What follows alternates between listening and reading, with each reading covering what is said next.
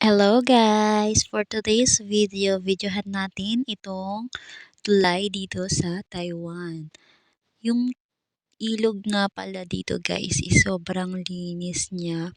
At kung makikita nyo is marami ditong tilapia. So, ang alam ko dyan is pwedeng kainin dyan kasi malinis naman dyan. At minsan daw may nangangawil dyan. So, ayan guys, kung makikita nyo, ayan, sobrang dami nila. Ayan o, nag-uumpukan. 'Di ba ang linis-linis niyan guys at ang ganda ng bukid. So, eto nga pala is ta-travel tayo papunta sa bukid. So, eto guys, ang ganda diyan. Ayan, let's go. Samahan nyo ako mag-travel.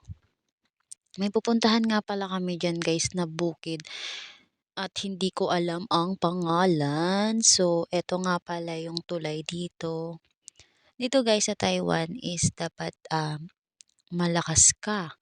Malakas ang loob mo bago ka tumapak dito sa abroad. At dito sa Taiwan, kailangan maging matatag ka. Kung hindi mo kaya is uuwi ka ng Pilipinas. So, ito nga pala guys is bukid. Di ko alam kung anong pangalan nito. Pero sobrang ganda dyan guys.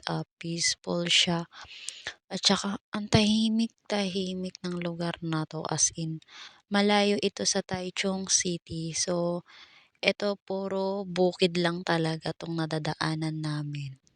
May pinuntahan kaming lugar dyan guys at sumaglit lang kami dito pumasyal. So makikita nyo, ayan, ayan, parang nasa Pilipinas lang din ako.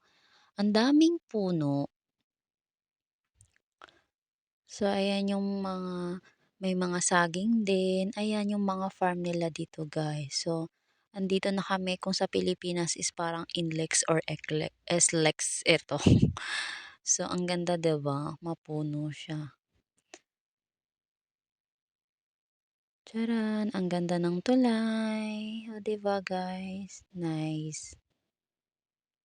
Yun lang. Ingat kami sa biyahe. Bye!